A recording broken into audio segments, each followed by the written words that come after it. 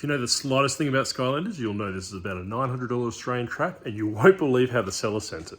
Hello and welcome back to another episode, and I really didn't want to do this episode.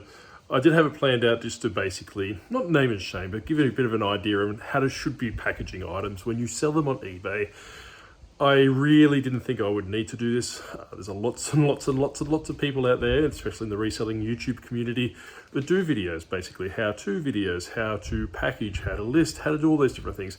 And to be brutally honest, those things bore me to tears, which is why I try and steer away from them. But I had a $900 Skylander trap yesterday arrive. Bought it off eBay. I didn't pay $900 for it, but I threw back on eBay for $900. And the way it arrived was a bit ludicrous, to say the least. So it actually came from Western Australia. I personally, and I think you can see by my postage supplies up here, I primarily use Australia Post packaging.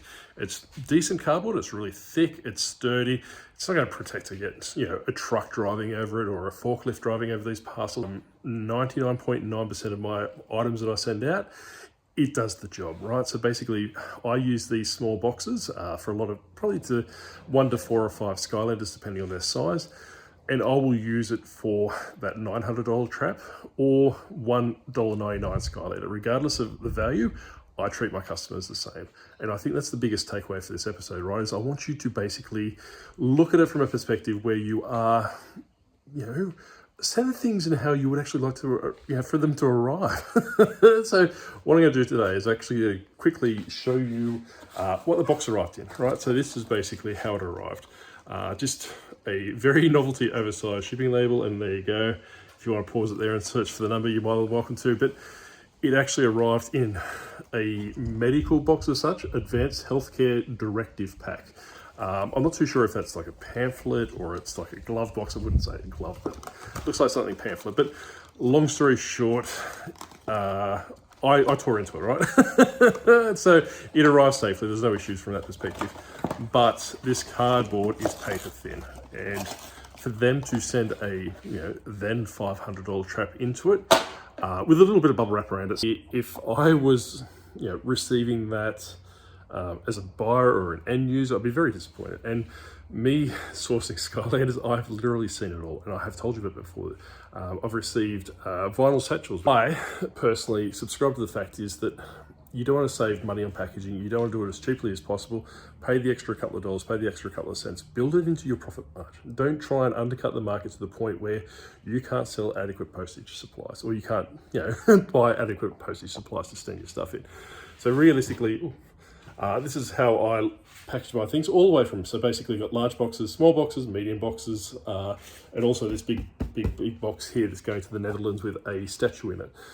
So what I normally use as well, so when I do packaging, I actually use, this is void fill. I did put something on the community post last night asking how people package. Void fill came up a lot. So I normally pick this up from Officeworks. I think it's about $20 or $30, a massive roll, which lasts me for a very long time. I put the Skylanders, for example, in a little Ziploc bag to protect them against moisture, to protect them against rain if it does get that way. Then what I'll do is I basically just crunch up some butcher's paper, put it in the box, sticky tape it maybe 3 or 4 times in the sense of 2 across the top, 1 or 2 long ways down. Put the little label on the top, which I can't show you at the moment because they're ready to go out. I don't want to dox anyone, and go from that perspective. But by all means, please focus on your packaging. I can't stress this enough. Like, I bought a lot of Skylanders. I have a lot of people sending them to me. I have distributors that I've basically cut away after 2 goes. So basically the first time they sent me a whole bunch of Skylanders in a vinyl satchel, which I mentioned earlier. There was arms and legs poking out of these things.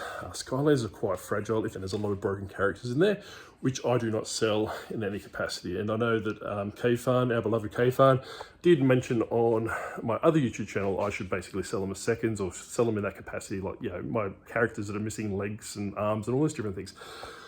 My business model is to sell the creme de la creme in the sense of very minor imperfections. And what I mean by that is like maybe paint chips, little text and mark on the base so you can't actually see them. I wanted people to be reassured if they buy it from me, they are literally buying the best version of that character. When I put my variation listings in, I take photos and I constantly update the variation listings to be the worst character that I currently have in stock. So when I come through, I compare them against what I've currently got on the variation listing. If it's worse, in the sense that it still passes my rigorous tests, however, it's still worse than what's displayed, I'll update that photo so the person is expecting to get that particular character, they're going to get one that's infinitely better. So if I've got 16, 17, 20 of them in stock, that one goes to the very end and the cycle repeats from that perspective. Treat it like a shop. A lot of people jump into reselling thinking it's quick money, it's all these different things. It's not, it's all about presentation, it's about marketing. Yeah, hence why I've got this guy here. The packaging, you can get it from Australia Post or get it from Officeworks. Don't go to Bunnings, or don't go to those recycle places and all those different things. Personally, I would suggest going to Officeworks, or to get your out of size boxes, for example. A lot of these board games, I go to Officeworks and buy probably a box that would fit generally from that perspective. Australia Post, do not buy hundreds and hundreds of boxes, especially if you're starting out. Before I wrap it up for the day, I want to just bring attention to people using Facebook groups as, I suppose, whinging grounds or moaning grounds. I don't know, I'm doing it myself, so I can't really, a bit of a hypocrite in that respect. However, we did have something come up in the Australian reseller group this morning where this guy was having a bit of a moan and a groan about falling below standard, how he had a 5% fee attached to the top of his sales.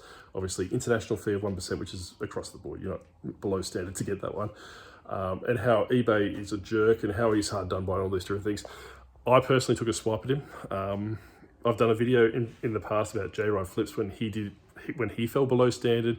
And from my sense, he probably wasn't telling the full truth, or things that I encountered when I was below standard many years ago. So there's something to do with that. There's a video you can go back to watch with that as well. But this guy was quite lucky to have his account, right? So he would do pay on collection or something along this. I'm not too sure how he was doing it. He was selling items through eBay. They would come to his house to collect the item. He would cancel the order as out of stock or damaged, all these different things, give the person the item. I assume that they're basically doing a cash transaction. Hit below standard, like hell have no fury like this guy. So he was quite upset about those and different things and how hard done by he is and all these different things.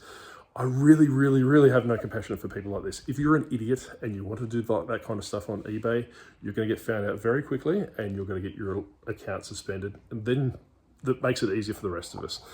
Same with the Skylanders at the moment. A lot of lazy people are jumping into it, possibly because I'm talking about it, possibly because Skylanders are in vogue for something, all these different things. But if you look at the listings, there's about 2 or 3, maybe 4 or 5 sellers that know enough about Skylanders in the market to present their items properly, know what they're talking about. I'm going to wrap it up there. It's just a midweek one, just a bit of a grumble about that idiot in the Facebook group, just basically trying to take the piss and trying to garner sympathy and not getting it and wondering why. And not leaving the group, surprisingly. But by all means, if you do want to have any questions, by all means, jump across to the Australian reseller group if you're in Australia.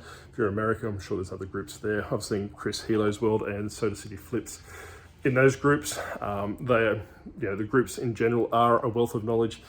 Do your own research first. That's what I can't stress enough. By all means, go that way. There are some postage questions at the moment. If you're in eBay, if you're in Australia, you're selling on eBay, strongly recommend that you sign up for My Post Business. I'm not affiliated, don't worry. There was some complications with eBay and their billing a couple of weeks ago in the sense that they weren't billing mail items. So when you're using postage labels through eBay, they weren't taking it out of the transaction, and people were being slugged with 50, 60, 70, all the way up to $1,000 bills. Then jumping into the Facebook group and whinging and carrying on about it, all these different things. You really, really, really need to know your numbers. But that's enough for today, and we'll leave it next time. Bye.